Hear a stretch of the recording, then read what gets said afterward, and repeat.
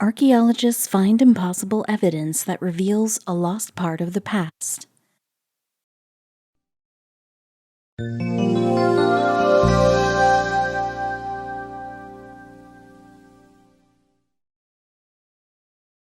When a group of North American natives approached the scientific community with claims contrary to their professional consensus, researchers were quick to dismiss them.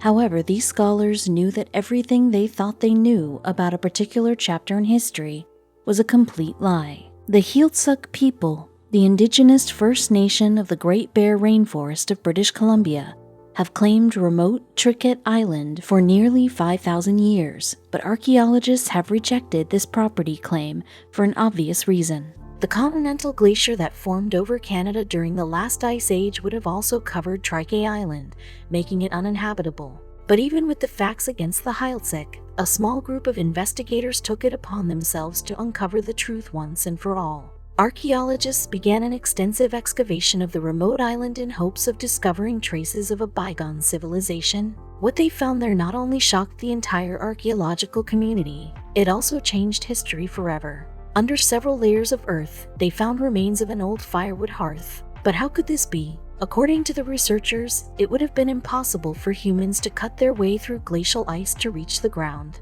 As they continued digging, the researchers unearthed more objects, including tools and weapons. This discovery puzzled the team, as the Heiltsuk people traditionally did not use such tools. The Heiltsuk people had obtained their food source from fishing and smoking salmon, using small, precise tools to fish. The tools and weapons found were much larger and would likely have been used to hunt large marine mammals, such as seals, sea lions, and walruses. In addition, the team also discovered fragments of obsidian, a glass-shaped rock that is only found in areas of intense volcanic activity. This discovery also puzzled archaeologists, as there were no known volcanoes near that part of British Columbia. So how did this rock and these people get there? Historians deduce that whoever left these objects must have crossed the land bridge that existed between Siberia and Alaska during prehistory. However, the researchers still needed solid facts. Fortunately, a closer inspection of the home revealed ancient charcoal remains, which archaeologists quickly took to the lab for carbon dating.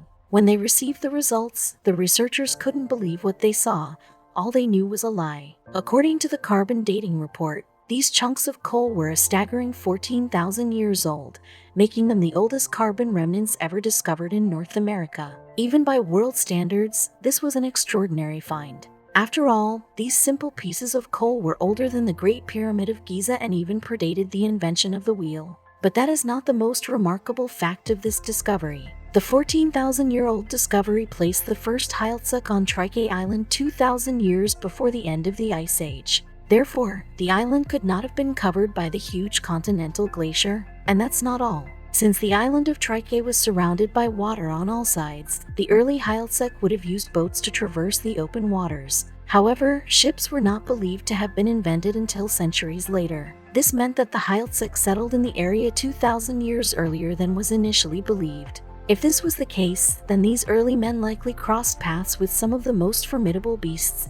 in history. As the Heiltsuk people headed south from the land bridge, they probably had to fend off giant creatures like mastodons, woolly mammoths, and giant sloths. But somehow, these humans survived, and it's probably for a crucial reason. Thanks to the Pacific Ocean, the sea level on the island of Triquet remained constant for more than 15,000 years. So, as the sea gradually eroded the surrounding islands, the great beasts of the Pacific Northwest were held in check, leaving the Heiltsuk with a peaceful and isolated existence. The most astonishing discovery to come to light is the fact that the Heiltsuk people were able to preserve their history orally for almost 14,000 years. However, they are still deprived of the legitimacy of their history. When the media got wind of the story, they seemed to focus more on what the discovery meant to the scientific community rather than acknowledge Heiltsuk's rich history. For many, the media portrayal of the nation was considered highly disrespectful. As a result, Victoria University student Alicia Govrow,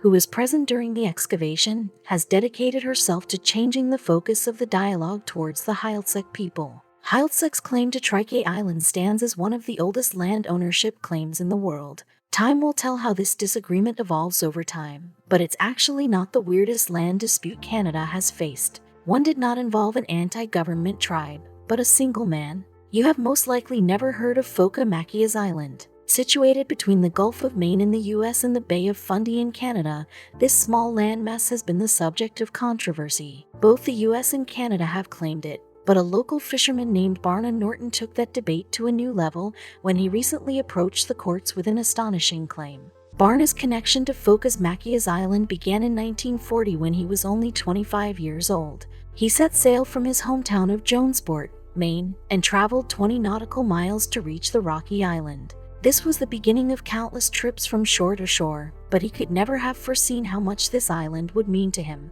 That summer, Barna invited his father and some tourists to join him for bird watching and a picnic on Machias Island. Puffins, razor clams, guillemots, and Arctic terns flocked to the little spot to rest and nest, making it a perfect draw for avid bird watchers. That summer sailing expedition was the first of many that Barna undertook. For 60 years, he used to take many visitors and locals to tour and picnic on the island, and during those many trips he had become quite fond of the area. Barna is not the only one interested in Machias Island. Both the United States and Canada demand it. Canada even built a lighthouse there to give its property more credit. However, evidence of US ownership dates back to the 18th century. It's a rare sensitive issue between the two allies. Norton knows the island's history well. When the Treaty of Paris was signed in 1783, the document granted the United States all islands within 20 leagues of any part of the shores of the United States, in addition to those that Nova Scotia had already claimed. But it's not that simple. The United States is not alone in having documented proof of ownership. Canada has a 1621 land grant that reads all islands. Within 6 leagues from anywhere off the coast of Nova Scotia, the island of Machias is within that range, just 3 leagues off the coast of Grand Monon. Still, Canadians weren't the first to arrive. Before Canada or the United States existed, the Passamaquoddy Nation was using the island for themselves. Machias is a Passamaquoddy term that translates to Bad Little Falls. It is a bit ironic that the other plaintiffs ignored this. The United States and Canada have tried to resolve the island dispute on several occasions, but have yet to reach a solution. In the talks that took place in 1817, 1832, and 1944, neither country relented. Each is stubbornly determined to uphold his claim. Meanwhile, Canada has built a lighthouse and bird sanctuary on Machias Island. Kelly Craft, a former U.S. ambassador to Canada, recently tried to end this long-standing argument, but got nowhere. "We maintain our position that this is sovereign territory of the United States," Kelly said. But essentially, nobody in Washington cares.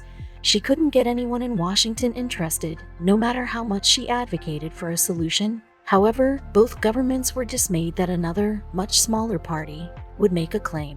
Barna himself said he owned the island, according to Holly Davis. She was the partner of John Norton, Barna's son, and gave birth to Barna's only grandson. Although the others have grown weary of fighting over the island, Holly has tirelessly shared the story behind Barna's claims. Barna had a famous ancestor, well known in the area, named Tall Barney. He was known to be the giant lobster by the other residents of Jonesport. There are many legends about this almost larger-than-life person, but Barna often told one of the most important stories. When the government was recruiting soldiers for the Civil War, Tall Barney had no interest in participating. He was a little boy, Holly said. He thought that hiding in the sea was the best way to avoid going to war. Finally, he landed on Machias Island. Tall Barney's beliefs were part of the reason why he didn't want to fight. However, he was not afraid to defend himself. When Canadians invaded his island sanctuary, he physically threw some of them off the island, said Historical Society President Bill Plaskin. That incident prompted him to make an unprecedented claim. Once the island was safe from the invaders, Tall Barney made a proclamation. The first male heir to the lobster would have rights to the land of Machias Island. That person turned out to be Barna, who was born on June 9, 1915. But how would that property be legitimate? Well, when Barna sent a letter to the government about Tall Barney's story, they informed him that Machias Island is part of the United States and said, "You have every right to ignore any regulations that Canada seeks to establish." Naturally, not everyone was delighted with the American performance. Barna kept this letter in a plastic folder for storage and carried it with him until his death. Still, Barna's had several conflicts with the Canadian government over the island. In June 1984, a Canadian helicopter landed there in the middle of one of the Barna aviary tours. The two troopers and a Canadian Wildlife Service official who landed warned Barna they were there to enforce Canadian laws against each and every visitor, including Americans, the Associated Press reported. Ironically, they killed 2 Arctic terns as they flew away. Canada received bad press for the helicopter incident but was not deterred. After Barna's death, his son John took over the tours, until his death years later. Then it became Holly's responsibility. Unfortunately, he had to stop touring, but he's still not giving up on the island. Barna's long fight for Machias Island was commemorated on his pink granite headstone, which reads Barna, Defender of Machias Island, USA. Although the island is still in dispute, the efforts of Barna and his family helped draw attention to the location.